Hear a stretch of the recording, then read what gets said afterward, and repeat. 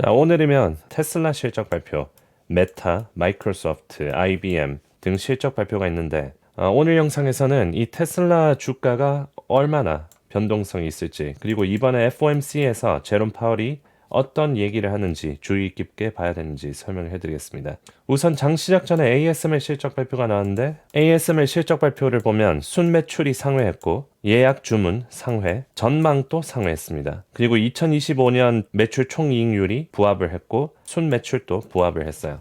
그래서 전체적으로 보면 ASML 실적 발표는 괜찮게 나왔습니다. 그리고 오늘 시장 간단하게 설명해드리자면 기술주들이 반등을 크게 했어요. 엔비디아가 9%나 뛰었고 애플이 4%, 마이크로소프트 3%, 그리고 나머지 산업들은 좀 소폭 하락했습니다. 그래서 오늘 또 좀 순환되는 그런 장이었어요. 기술주들로 순환이 되었습니다.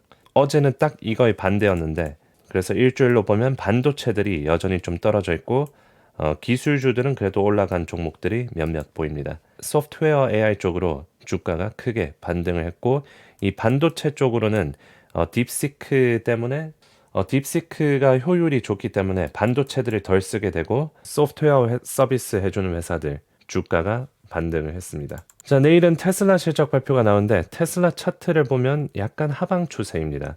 여기 상단을 찍고 좀 떨어지고 있죠.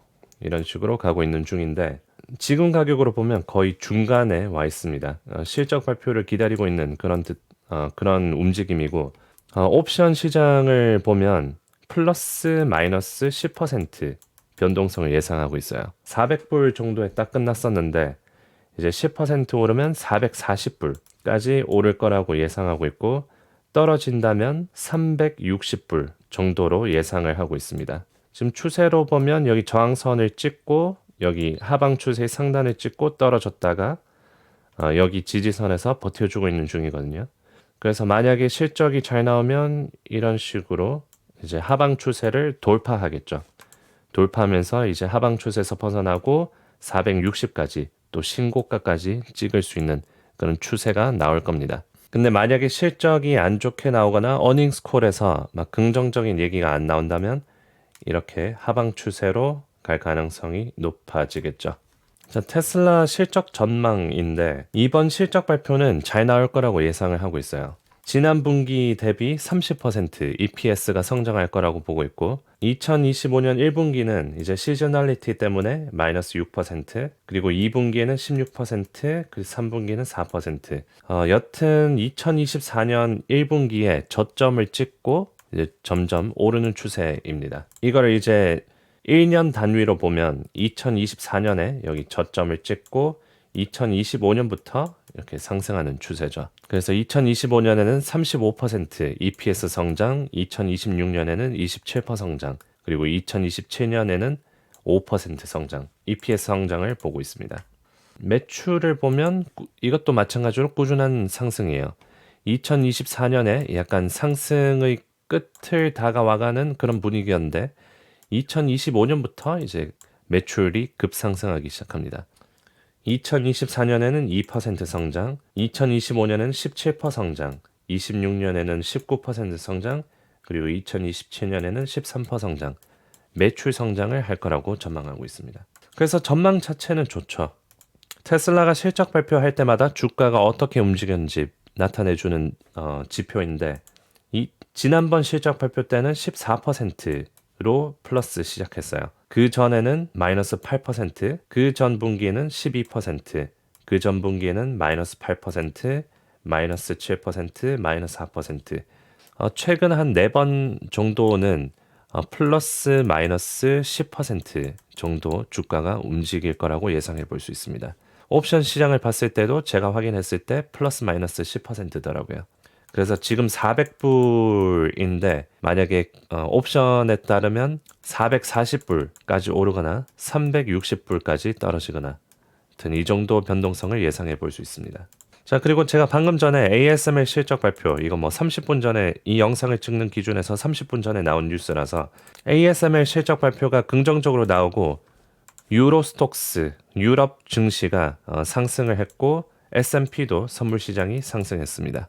그래서 ASML 실적 발표가 그래도 긍정적으로 스타트를 끊어줬네요. 자, 그리고 FOMC가 이제 오늘 시장에 있는데 이 골드맨삭스 경제 리서치에서 나온 리포트에 따르면은 1월 FOMC, 이번 FOMC에서는 여기 unlikely to offer new information, 새로운 정보를 줄 가능성은 적다라고 하고요. 추가적인 금리나 신호를 줄 가능성이 낮기 때문에. 그런데 집중해서 들어봐야 되는 거는 이제 추가적인 인플레이션이 줄어들 것인지에 대한 전망.